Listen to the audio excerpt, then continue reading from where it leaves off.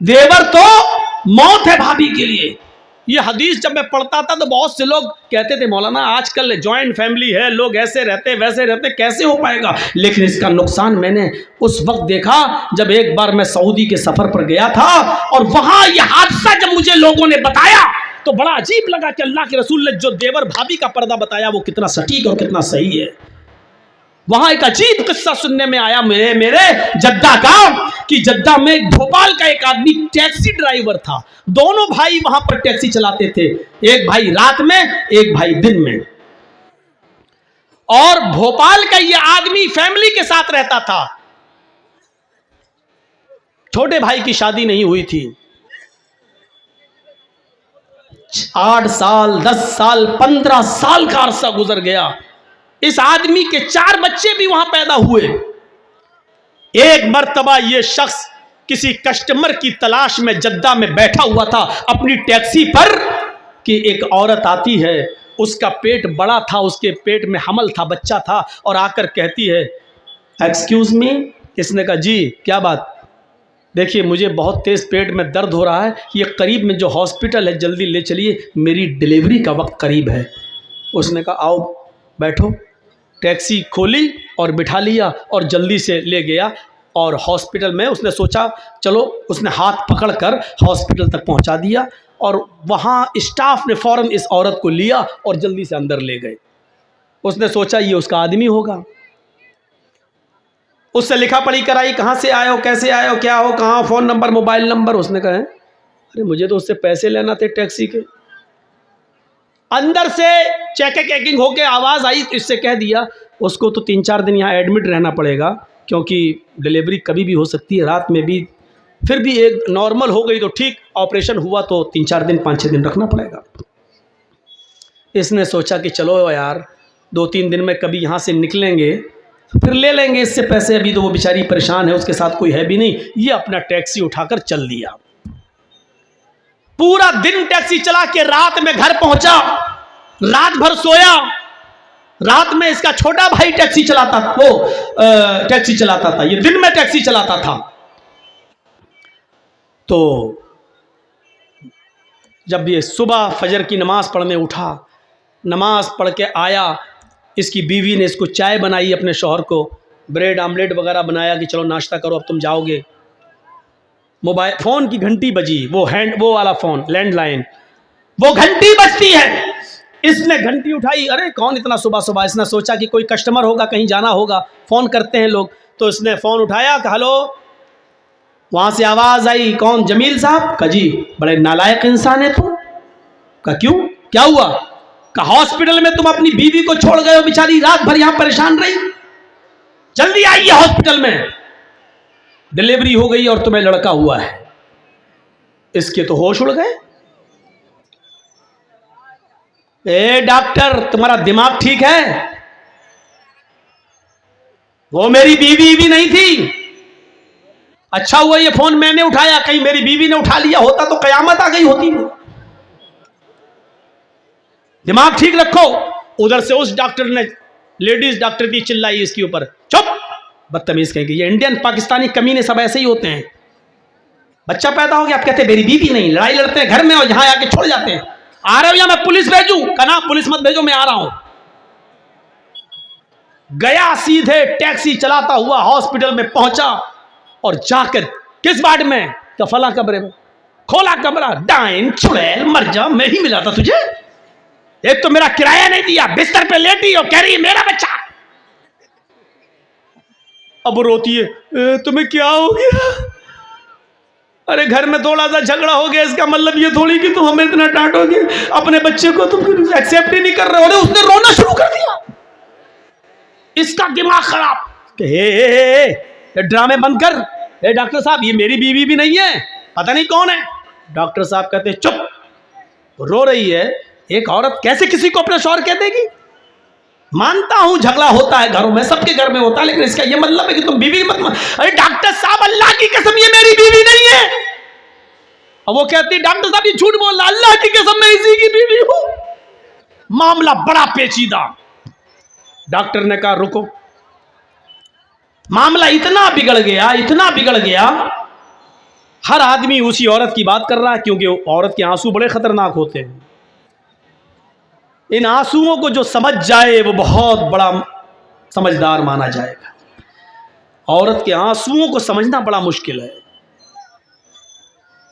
आप शादीशुदा हैं, आपको तजर्बा होगा, हमें भी तजर्बा है।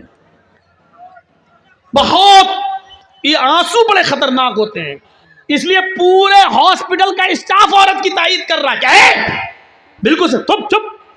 डॉक्टर कहता है चलो को अभी तुम्हारी रिपोर्ट सामने आती है, इधर आओ, लाओ डीएनए टेस्ट कर लेते हैं। क्या कर लो? आदमी कहता हाँ कर लो। ब्लड निकाला, बच्चे का ब्लड निकाला। औरत कहती है कि डॉक्टर साहब रिपोर्ट क्या सही आएगी? कभी कभी मशीनें भी गलत रिपोर्ट दे देती हैं।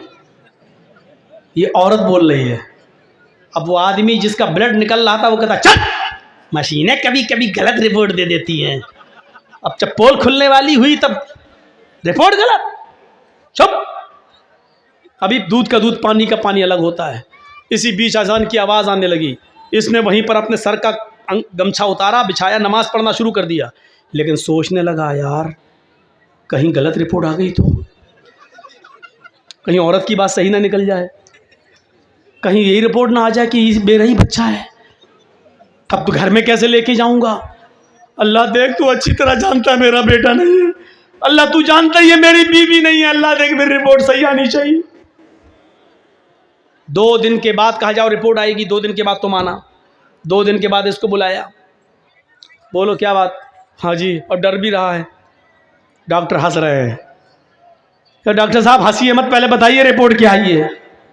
डॉक्टर साहब कहते हैं कि तुम सही कह रहे थे कि तुम्हारा बच्चा नहीं। ये औरत झूठ बोल रही है, तुम्हारा ब्लड इसके ब्लड से मैच ही नहीं खा रहा है। औरत कहती देखिए डॉक्टर साहब मैंने पहले ही कहा था कि रिपोर्ट गलत आएगी। अल्लाह की कसम यही मेरा पति है।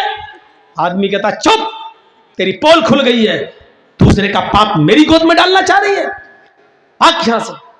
डॉक्टर साहब मैं जाऊं? डॉक्टर साहब कहते हैं आप जाइए। उस औरत से कहा ए बता कौन है तेरा हस्बैंड, नहीं तो अभी तुझे कत्ल की सजा होगी। यहां पर सऊदीया है, ये इंडिया नहीं है।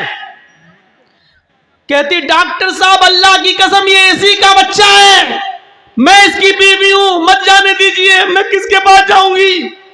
डॉक्टर ने सर पे हाथ पकड़ के कहा मेरी बहन मैं तुम्हें कैसे बताऊं कि ये इसका बच्चा नहीं है। इसकी रिपोर्ट ये बता रही है कि ये जिंदगी में कभी बाप बनने के लायक ही नहीं है, ये बाप बन ही नहीं सकता। अब वो आदमी कहता क्या डॉक्टर क्या? कि हाँ तुम्हारी रिपोर्ट कह रही है तुम बाप बनने के लायक ही नहीं हो, तुम्हारे अंदर उतने स्पर्म नहीं है, तुम्हारे अंदर उतने शुक्राणु नहीं है, तुम बाप बन ही नहीं सकते हो, तुम्हारे शुक्राणु नील है, 0 है, तुम बाप नहीं बन सकते। ए डॉक्टर 4 बच्चों का बाप हूं और तुम कह रहे बाप नहीं बन सकता? मैं 4 बच्चे हैं मेरे। अब औरत चिल्लाती देखिए डॉक्टर साहब मैंने कहा था ना रिपोर्ट गलत होती है। अब यहां से यह आदमी कहता है चुप, ये रिपोर्ट तो सही है कि ये बच्चा मेरा नहीं है, लेकिन ये रिपोर्ट गलत है कि मैं बाप नहीं बन सकता। और डॉक्टर कहता चुप रहो तुम दोनों, मेरा दिमाग खराब कर दिया है। वो कहती इसका शौहर, वो कह रहा मेरा शौहर नहीं, तुम कह रहे हो ये मेरा बेटा नहीं, रिपोर्ट कह रही बाप नहीं बन सकते, तुम कह रहे हो मैं 4 बच्चों का बाप हूं। ऐसे तो रिपोर्ट मेरा केस ही नहीं आया मेरे पूरे हॉस्पिटल में आज तक ऐसा। इसने फाइल उठाई, चल दिया, गाड़ी में डाला, बाप नहीं बन सकता, गाड़ी चला रहा है। थोड़ी दूर जाने के बाद कहता है जमील घर का पता लगाओ, कहीं रिपोर्ट अगर सही हुई तो फिर ये 4 नमूने आए कहां से। अगर मेरी रिपोर्ट सही है मैं बाप नहीं बन सकता तो ये बच्चे हैं किसके। सीधे घर पहुंचा, दिन में दरवाजा खटखटाया, बीवी को होश भी नहीं था कि दिन में भी मेरा पति आ जाएगा। दरवाजा खटखटाया, बीवी ने दरवाजा खोला, चप्पल उतारी आदमी ने, शौहर ने, और तड़ा जूते चप्पल लात घूसे। वो औरत कह रही इतना प्यार करते थे आज अचानक क्या हो गया। लेकिन इसने 20-25 पहले प्रेशर बनाने के लिए मारा, चप्पल जूते लाते घूसे मुक्के। जब 15-20 मार चुका तब कहा ये बताओ कि ये 4 बच्चे किसके हैं? वो कहती क्या हो गया तुम्हें? अभी फिर मारूंगा। ये पता चल गया है ये मेरे नहीं है, अब ये बता कि किसके हैं। 2-4 और दिए। जब उसको तेज चोट लगने लगी तो कहने लगी रुको मारो मत, कुछ कहोगे तो नहीं? नहीं, सही बता दोगी तो कुछ। कहा कि ये 4 बच्चे आपके नहीं हैं। फिर कहा देवर के। ये कैसे हुआ? कहा आप दिन में टैक्सी चलाते हैं ना, वो रात में चलाता है। मतलब आप दिन भर गायब रहते हैं, रात में सोते हैं, वो रात भर गायब रहता है, दिन में सोता है। घर तो एक ही है, जॉइंट फैमिली तो एक ही है। आपसे तो कुछ बच्चे हो नहीं रहे थे। मुझे घर में किलकारियां सुनने का शौक था बच्चा, और जब उससे दिल लग गया तो सारे बच्चे उसी के। उसने कहा यहाँ तो मैं तुम्हारा इंतकाम नहीं लूँगा, यहाँ अगर FIR करते हैं तो अभी तुम दोनों को कत्ल की सज़ा हो जाएगी। पासपोर्ट जल्दी से रिटर्न टिकट लिया और अपने भाई को और बीवी को लेकर भोपाल आया, और भोपाल आने के बाद मीटिंग बिठाई और सब लोगों से कहा कि जब ये बच्चे मेरे हैं ही नहीं तो मैं इनको क्यों पालता हूँ, क्यों रखता हूँ, और इन दोनों का जब चक्कर चल ही रहा है तो इंसानियत का तकाजा ये है कि मैं अपनी औरत को तलाक देता हूँ और इद्दत गुजार कर ये इसके साथ शादी कर ले। जब बच्चे इसी के हैं तो फिर ये इसके साथ रहे, और उसने अपनी बीवी को तलाक दे दी। ये वाकया जब सऊदिया की सरजमीन पर मैंने सुना, पैरों के नीचे से जमीन सरक गई। उसी दिन मेरी तकरीर हुई जद्दा में, सऊदी के अंदर जद्दा में, और इसी टॉपिक पर मैं बोला अलहम्दुल मौत। अल्लाह के नबी ने कहा तो देवर भाभी के लिए मौत है। कितना सही जुमला बोला था अल्लाह के रसूल ने। क्या अल्लाह के रसूल क्या मैं देवर से भी पर्दा करूं? फरमाया देवर तो मौत है भाभी के लिए, देवर तो मौत है भाभी के लिए। तो इसलिए मेरी बहनों, मैं तुम्हें गलत नहीं कह रहा हूं, लेकिन देवर से पर्दा है, साली को जीजा से पर्दा है, भाभी को देवर से पर्दा है, और इसमें कमी नहीं होनी चाहिए। शराफत का तकाजा यह है कि पर्दे पर अमल करिए। इस्लाम ने तुम्हें बहुत इज्जत दी है। अल्लाह की कसम, अगर तुम बीवी हो तो शौहर को हुक्म दिया जो खुद खाओ वो अपनी बीवी को खिलाओ। कितनी इज्जत है। जो खुद पहनो वो अपनी बीवी को पहनाओ। खबरदार अपनी बीवी के गाल पर कभी थप्पड़ मत मारो। तुमने अल्लाह का कलमा पढ़कर उनको अपने ऊपर हलाल करार किया है, इसलिए फ़इन्नकुम अख़ज़्तुमूहुन्न बिकलिमतिल्लाह, अल्लाह के कलमे के जरिए उनकी शर्मगाहें तुम्हारे ऊपर हलाल हुई हैं, इसलिए तुम अपनी बीवियों के साथ अच्छा सलूक करो। कितना बड़ा अल्लाह के रसूल सल्लल्लाहु अलैहि वसल्लम ने एक औरत को कितना बड़ा मकाम दिया है। अगर औरत बीवी है तो शौहर जो खाएगा वो खिलाएगा, जो पहनेगा वो पहनाएगा। अगर तुम किसी बेटे की माँ हो तो अल्लाह के रसूल ने फरमाया, पूछा अल्लाह के नबी मेरी माँ जिंदा है, मेरे लिए कोई काम बताओ कि मैं जन्नत में दाखिल हो जाऊं। फरमाया उम्मुका जन्नत, क्या तू जन्नत तलाश करना चाहता है? जन्नत तो तेरी माँ है, अपनी माँ की खिदमत करो, जन्नत हासिल कर ले। अल्लाह के रसूल ने उस सहाबी से कह दिया जन्नत। एक सहाबी अल्लाह के रसूल में जिहाद में जाना चाहता हूं, जंग हो रही है, मैं चाहता हूं मैं शहीद हो जाऊं और जन्नत पा जाऊं। अल्लाह के नबी ने कहा क्या तुम्हारे बाप जिंदा हैं? कहा नहीं। क्या तुम्हारी माँ जिंदा है? कहा हाँ। फरमाया तुम जिहाद में नहीं जा सकते। अगर तुम जिहाद में गए और शहीद हो गए तो तुम्हारी माँ की देखरेख कौन करेगा? तुम अपनी माँ की खिदमत करो, तुम्हें जिहाद का सवाब मिलेगा। मेरे प्यारे साथियों, अगर एक औरत माँ है तो अल्लाह के रसूल सल्लल्लाहु अलैहि वसल्लम ने उसी को जन्नत कह दिया।